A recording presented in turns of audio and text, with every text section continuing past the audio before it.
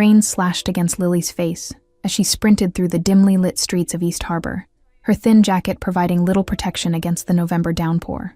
The diner name tag still pinned to her chest caught the occasional flicker of streetlights as she ran, lungs burning with each desperate breath. She'd found him huddled against the wall outside the 24-hour pharmacy, a small figure in expensive clothes completely soaked through, lips turning an alarming shade of blue. The wheezing sound from his chest had sent ice through her veins. She recognized an asthma attack when she heard one. The boy couldn't speak, just clutched a waterlogged phone in his trembling hand, screen cracked, but still showing his home address on the emergency medical ID. When he'd pointed weakly at it, Lily hadn't hesitated, scooping his slight frame into her arms despite her own exhaustion after a 12-hour shift. The mansion loomed ahead now, an imposing structure of stone and iron gates at the top of Blackwood Hill, a neighborhood Lily had only ever glimpsed from a distance. The contrast between her worn sneakers splashing through puddles and the manicured grounds beyond the gate felt like crossing between worlds. She pressed the intercom with shaking fingers, the boy's breathing growing more labored against her shoulder as she sheltered him with her body. "Please," she gasped into the speaker. "I found a boy. He can't breathe. He needs help immediately." The gates swung open with surprising speed, and Lily staggered forward, her legs burning with the effort of carrying the child up the long driveway. Light spilled from the massive front door as it opened, silhouetting a tall figure whose commanding presence was felt even at a distance. "What's happening?" The man's voice cut through the storm with knife-edge precision, neither raised nor panicked, but filled with quiet authority that made Lily's spine straighten instinctively. Before she could answer, his eyes fell on the small figure in her arms. "Thomas!"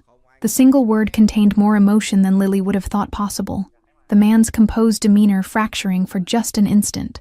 He moved with startling speed, closing the distance between them in long strides, taking the boy from her arms with gentle hands that belied his intimidating presence. "Asthma attack," Lily explained quickly, her nursing training kicking in despite her fear.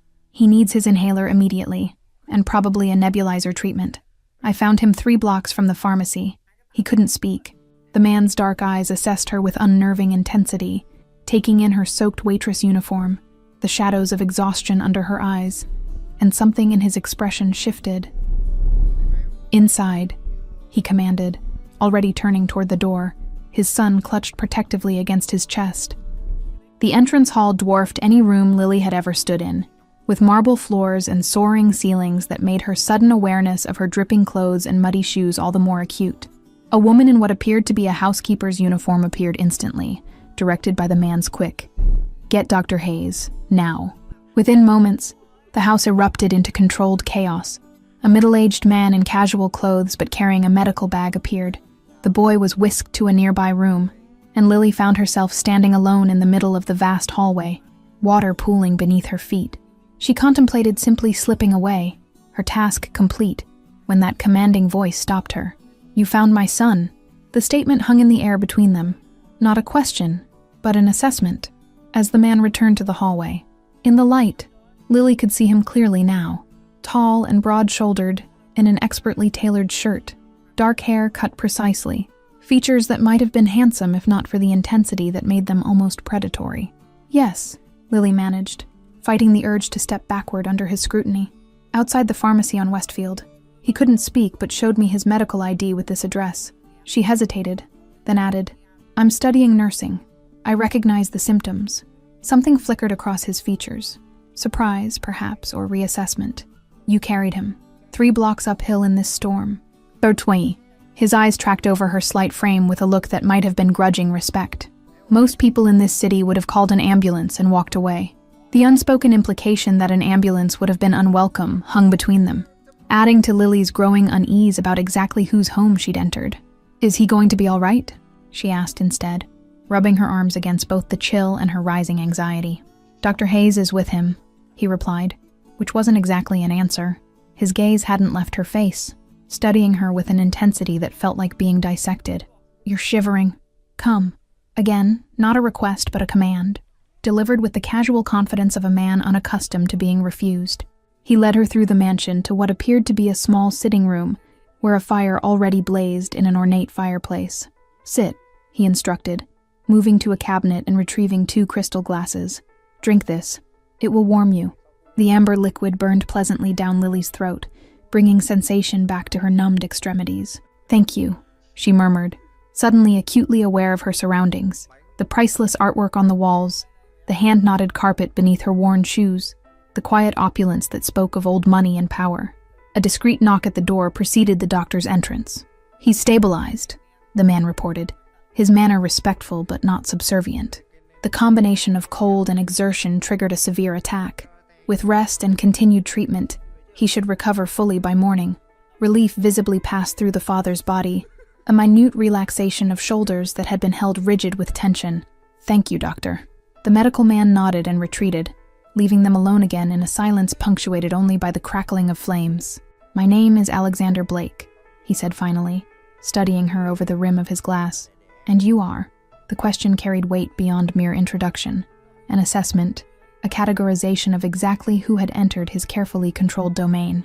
"Lily Carter," she replied, struggling not to fidget under his gaze. "I work at Mel's Diner on Westfield. I was walking home when I found your son." She hesitated, then added, "Why was he out alone in this weather? Especially with asthma?" The question was presumptuous, and she knew it immediately. Something dangerous flashed in Alexander's eyes. "My son," he said, each word precisely measured, "was meant to be at his piano lesson with his tutor, who will no longer be employed as of tonight." The controlled fury in his voice made Lily's pulse quicken. "I should go," she said, setting down her glass and rising. "I'm glad Thomas will be all right." She had taken 2 steps toward the door when his voice stopped her. "You have medical training," he stated flatly. "More than basic first aid, given how quickly you assessed Thomas's condition." 3 years of nursing school, Lily admitted, tucking a damp strand of hair behind her ear. "I work nights at the diner to pay tuition. 1 more semester until graduation." Alexander nodded slowly, as if confirming something to himself. "And yet you still stopped to help a child in the rain, carrying him uphill when you must have been exhausted from your shift." His gaze was assessing, calculating in a way that made Lily feel like she was being valued, rather than merely seen. "Thomas has severe asthma," he continued, setting down his glass with deliberate precision. "It's been poorly controlled since his mother's death 2 years ago. His previous nurse quit suddenly last week. Family emergency, supposedly." The implication in his tone suggested he didn't entirely believe the excuse. "I've been interviewing replacements, but finding someone both qualified and discreet has proven challenging." His eyes never left hers, measuring her reaction with unnerving focus. "Mr. Blake, I should really be going," Lily said, feeling increasingly uneasy under his scrutiny. The rain still pounded against the windows, punctuating the silence between them like distant gunfire. "I'm offering you a job, Ms. Carter," he stated flatly, ignoring her attempt to leave. "Live-in nurse for Thomas.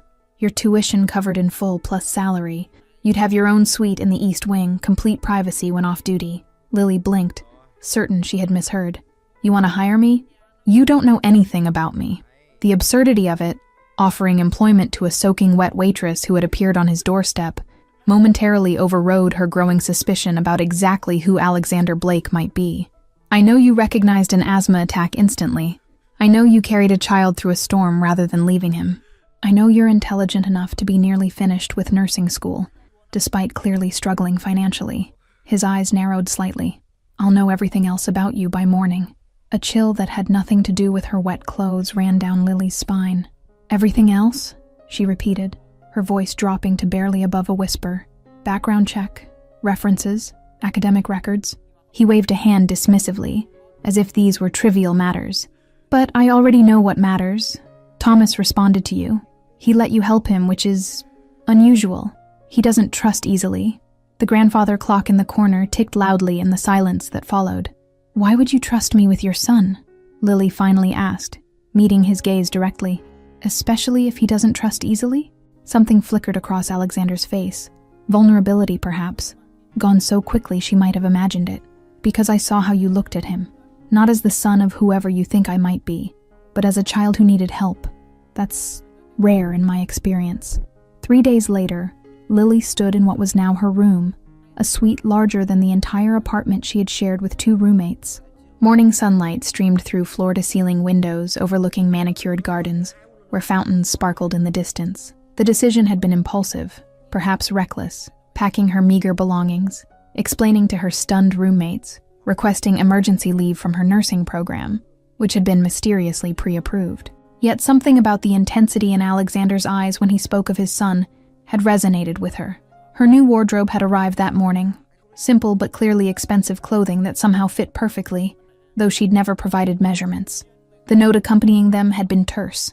Appropriate attire for household staff. A knock at the door revealed Mrs.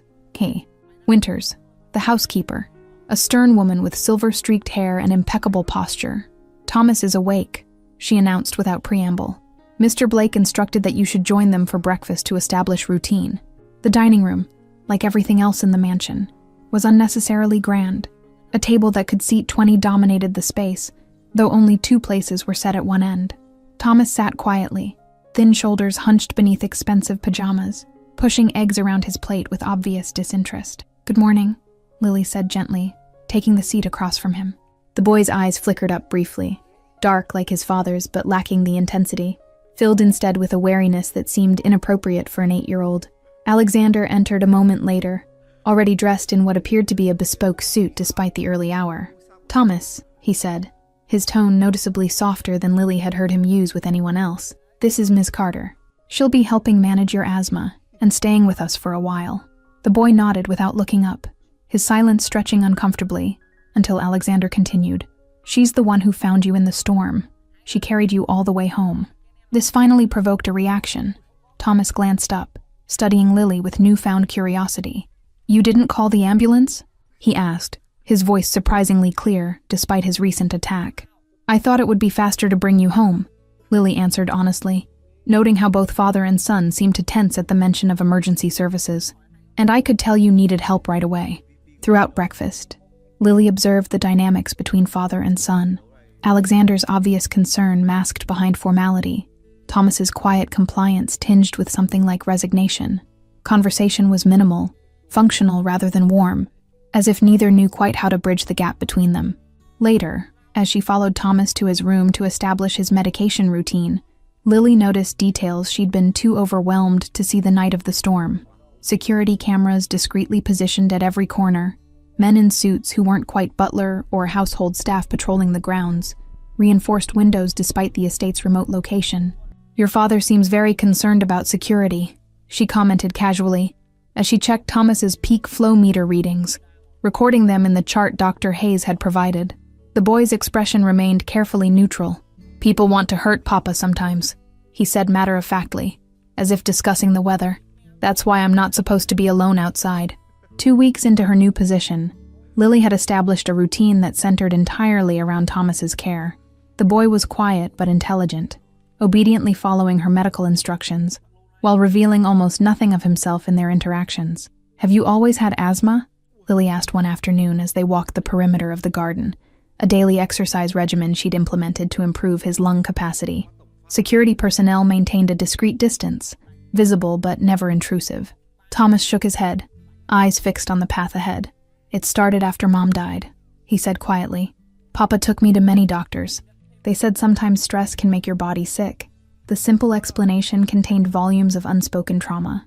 Lily resisted the urge to press further, instead choosing another approach. "I lost my dad when I was 11, she offered. "For a whole year after, I had these horrible headaches that no one could explain." Something shifted in the boy's expression. Not quite connection, but recognition. "Did they ever stop?" he asked, genuine curiosity breaking through his usual reserve. "They did. Once I stopped trying so hard to be perfect for my mom," Lily admitted. "I thought if I was perfect, she wouldn't be sad about Dad anymore. But trying to be perfect all the time just made me sick." Thomas's steps slowed, his eyes suddenly intent on hers. "I try to be perfect for Papa," he whispered, as if confessing a secret. "I don't want him to be alone if I get sick like Mom did." The revelation struck Lily like a physical blow. This child wasn't just dealing with the loss of his mother, but carrying the impossible burden of believing he needed to protect his father from further loss. "Thomas, your mother's illness wasn't because of anything she did or didn't do," Lily said carefully, kneeling to meet his eye level. "And your asthma isn't your fault either. No one expects you to be perfect." The boy's expression suggested profound skepticism. "Papa needs everything perfect. That's what Uncle James says. That's why everyone is afraid of him." Before Lily could respond to this troubling statement, Alexander appeared on the garden path ahead, emerging from what appeared to be a heated discussion with two men in suits. His face transformed instantly upon seeing Thomas, the hardness melting into something almost gentle. "Papa," Thomas called, the first display of genuine childlike enthusiasm Lily had witnessed from him. He ran toward his father, who swept him up with surprising tenderness. The contrast between this gentleness and the intimidating figure he presented to others striking Lily anew. "How is your breathing today?" Alexander asked, setting his son down, but keeping a hand protectively on his shoulder. His eyes briefly met Lily's over Thomas's head, carrying an unspoken question. "Better," she responded to his silent inquiry. "Peak flow readings are up 15% since I started him on the new medication schedule, and the daily walks are helping build stamina."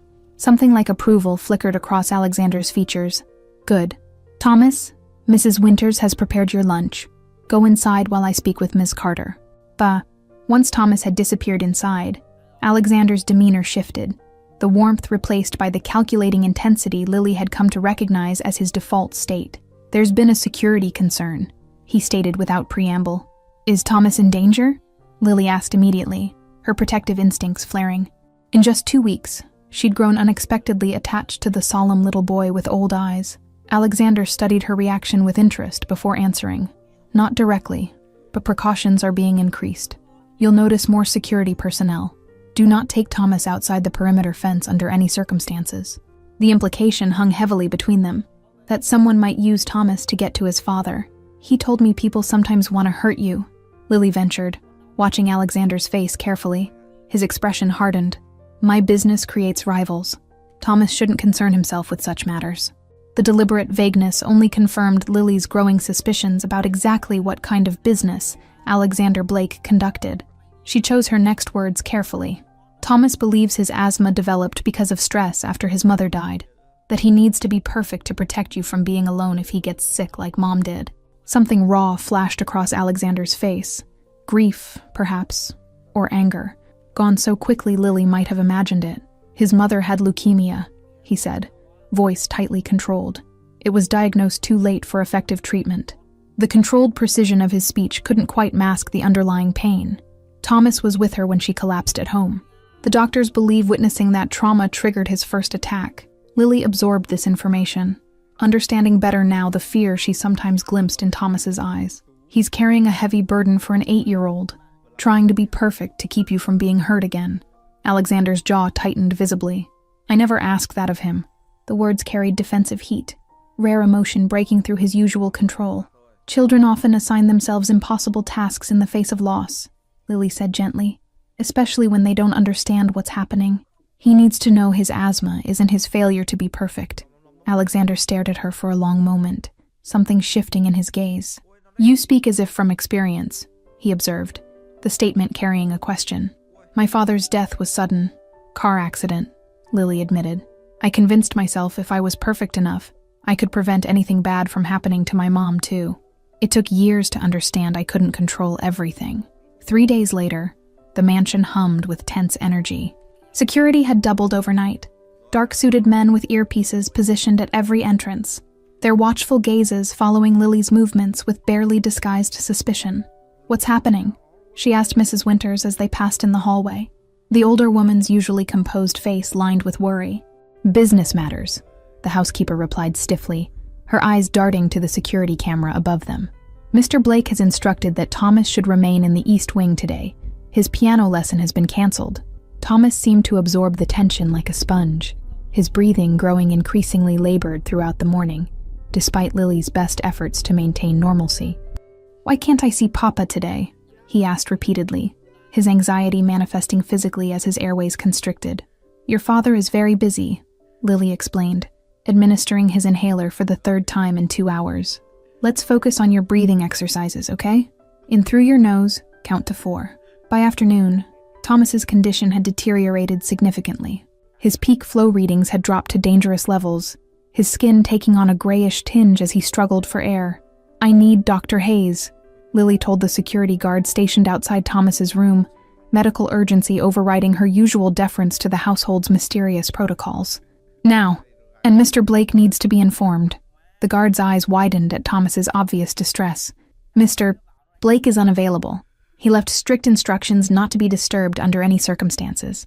"This is a medical emergency," Lily insisted, her voice sharp with authority she didn't know she possessed. "His son can't breathe. Get the doctor or I'm calling an ambulance myself." The threat of outside intervention galvanized the guard into action. Within minutes, Dr. Hayes arrived, his face grim as he assessed Thomas's condition. "Severe bronchoconstriction," he murmured, preparing a nebulizer treatment with practiced efficiency. "Likely triggered by stress. Has something upset him today?" The increased security, his father's absence, the canceled lessons. "He senses something's wrong," Lily explained, holding Thomas's hand as the medication was administered.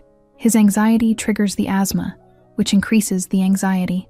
Hours passed intense vigilance, Dr. Hayes eventually leaving with instructions to monitor Thomas through the night. "If his oxygen levels drop below 92%, call me immediately," he instructed, his expression grave. Lily sat beside Thomas's bed, one hand resting lightly on his chest to feel each labored breath, the other checking his oxygen monitor. His eyes fluttered open occasionally, panic rising before Lily would soothe him back to fitful sleep. The grandfather clock in the hallway had just struck midnight when the bedroom door opened silently.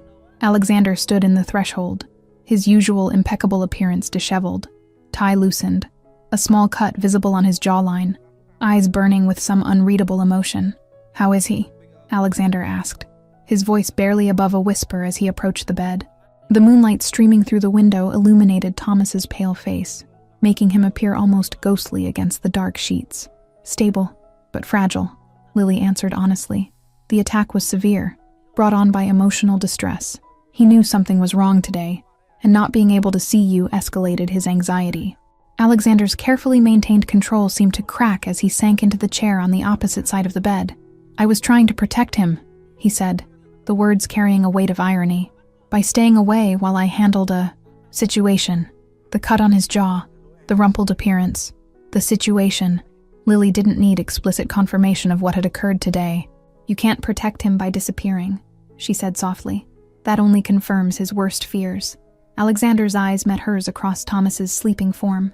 "You're not afraid to speak directly to me," he observed, something like respect coloring his tone. "Most people in this house wouldn't dare." "There have been others before you," Alexander said quietly, fingers absently tracing the small cut on his jaw. "Nurses, tutors, specialists, all professionally qualified, but none willing to challenge me about what Thomas truly needs. They saw only what I could do to them, not what I was doing to him."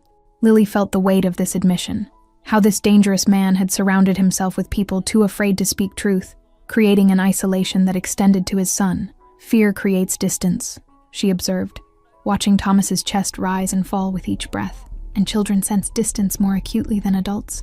It's why he thought he needed to be perfect." "I'm not employed to fear you," Lily replied simply. "I'm here for Thomas. And right now, what he needs is his father, not the businessman, not the—" She hesitated, then continued, "not whatever else you might be." Something dangerous flickered across Alexander's face before softening as he looked down at his son. "His mother used to say the same thing," he admitted, gently brushing hair from Thomas's forehead, "that I needed to separate my worlds better." Morning found them still there, Lily having dozed in her chair while Alexander maintained his vigil. Thomas woke first, his eyes widening in surprise at finding his father asleep at his bedside, hand still resting protectively on his arm. "Papa?" he whispered, voice scratchy from the previous day's struggle. Alexander woke instantly, years of vigilance evident in the immediate alertness that replaced sleep. "I'm here, Thomas," he said softly, relief evident in his eyes as he noted his son's improved color and steadier breathing. "I'm sorry I wasn't here yesterday when you needed me." With a simple apology, perhaps the first Thomas had ever heard from his father, seemed to affect the boy profoundly. "You're not disappointed that I got sick again?" he asked hesitantly, vulnerability plain on his small face. Alexander's expression crumbled, the composed mask falling away completely. "Never," he said fiercely. "Your health is not something you can control through willpower. It's not a failure or weakness." Over the following weeks, subtle but significant changes transformed the household. Security remained tight, but Alexander began including Thomas in more aspects of his daily life, taking meals together consistently, scheduling regular time for just the two of them, explaining his absences honestly when business required them.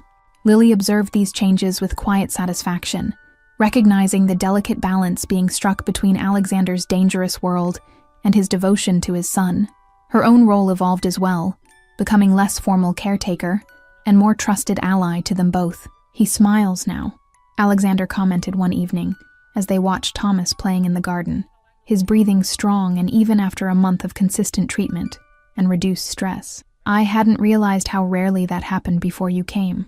Lily felt warmth bloom in her chest at the observation. "Children are resilient when they feel secure," she replied.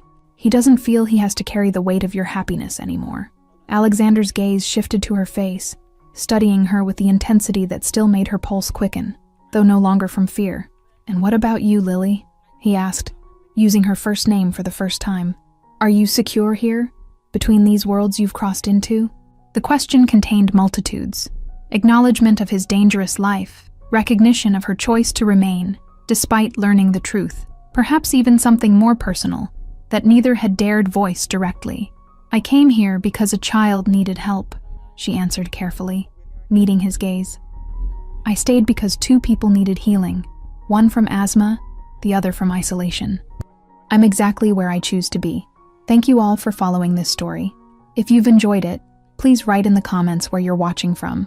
And don't forget to like, subscribe, and share this video, as your support is important for me to continue creating these stories for you.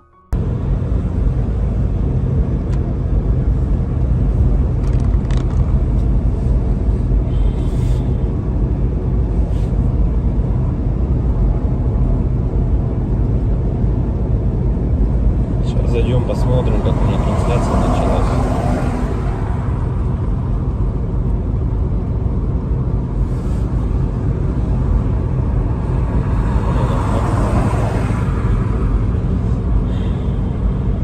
Если вот рассматривать, я говорю, задумываясь о том, что прожитые типа 30 лет,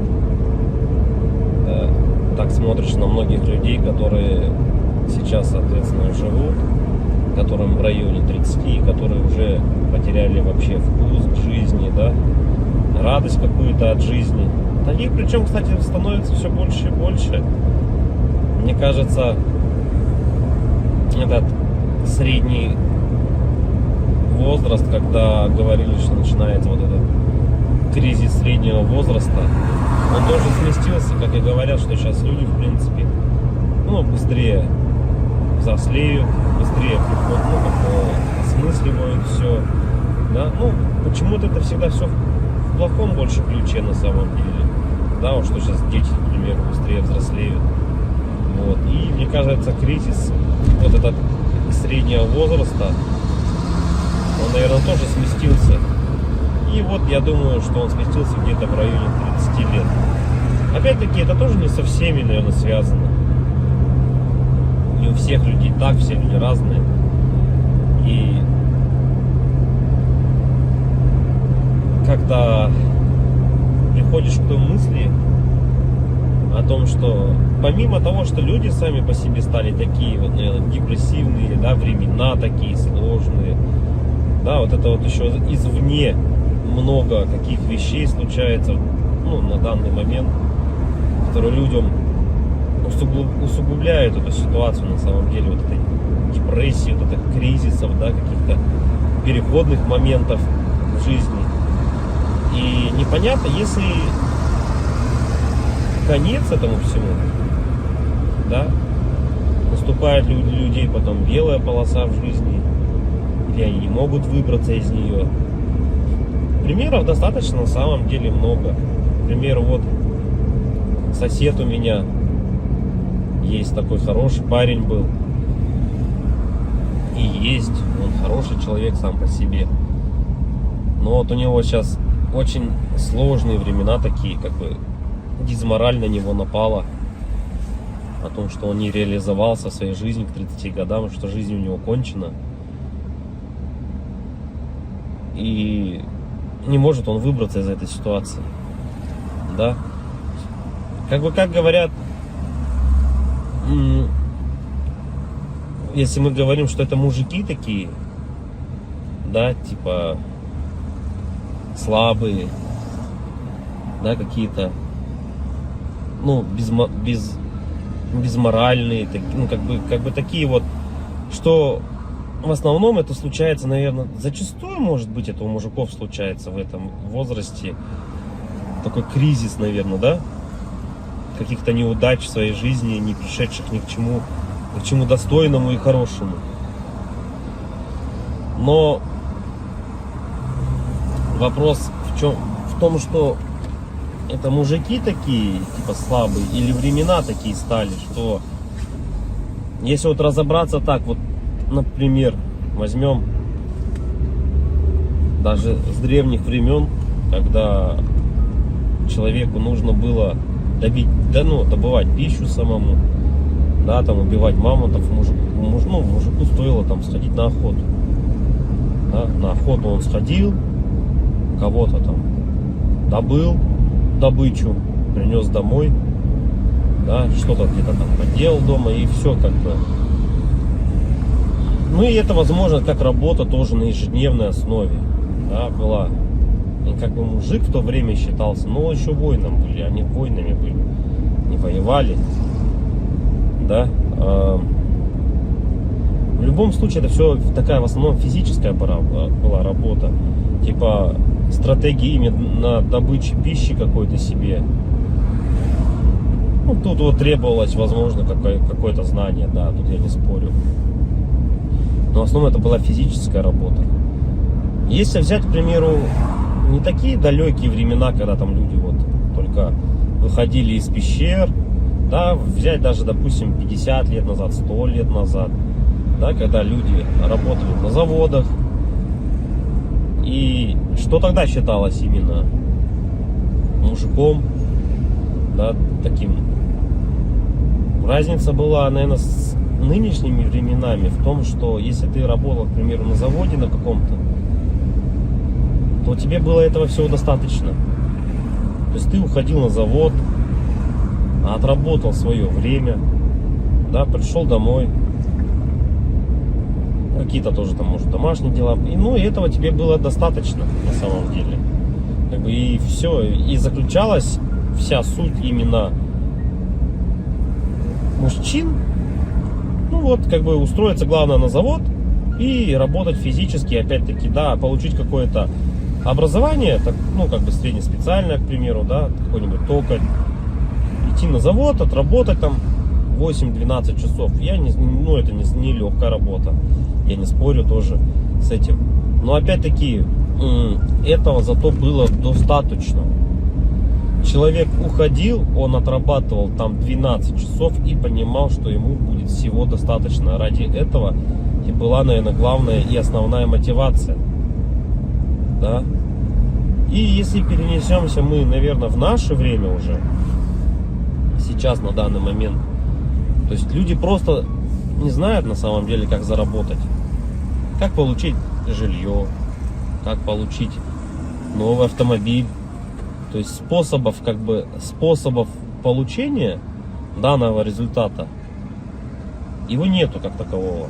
Это говоря о том, что ты будешь ходить на работу по 8, по 12 часов, допустим, сутками там работать, да, ты не заработаешь на машину, заработаешь ты на нее через 5 лет, если ты там не будешь ни пить, ни есть, как бы, да. Ну ладно, если вообще не тратить деньги, то заработаешь год. Ну такого же невозможно, это же только где-то в сказках. С учетом нынешних трат, то есть даже при зарплате какой-то средней, там 100 тысяч рублей, ну где-то 60, где-то 70, где-то 80. Возьмем от 60, наверное, до 120. То есть, к примеру, достижение результата такой, как, к примеру, квартира, недвижка какая-то своя, это кредиты, ипотеки. То есть вот здесь и сейчас ты берешь. И залазя все глубже и глубже, то есть, как сказать, взял ты, к примеру, себе недвижимость, да, в ипотеку, пусть она будет так. Помимо тех трат, к примеру, помимо этой ипотеки, там, ремонт и так далее, тебе за эти 20 лет нужно и телефоны менять, и одежду менять, и так далее, там, кушать надо. Машины также в этот же момент менять тебе надо. И то есть это кабала на самом деле. такая, она дизморальная. И к чему это все, что же значит мужик в наше время, который ходит на завод, работает 12 часов, а денег у него все равно нету. Как бы добычу он принести уже не может, да? Ну, типа, он может сходить в лес, но от этого толку особо не будет. И, наверное, сам интернет, во-первых, расфорсил вот это вот все, то, что люди должны зарабатывать какие-то миллионы. Они должны зарабатывать. Это было бы шикарно, если бы каждый зарабатывал. Но каждый по своей сути не может столько зарабатывать, да? Потому что не хватит денег, чтобы каждый... А может, их и хватит, но никто никому не даст так зарабатывать. И вот, возвращаясь, к примеру, к тому, что какая зарплата? 1300, наверное, должна быть в наше время, чтобы как бы себя, наверное, обеспечивать, да? Хорошо. Одному. И кто же тогда мужик в наше время? Типа, что он должен делать? Что он должен выполнять? Как бы, если он ходит на работу, но смысла от этого нету. Ну, как бы он есть, да, у тебя какой-то идет доход, но если его недостаточно.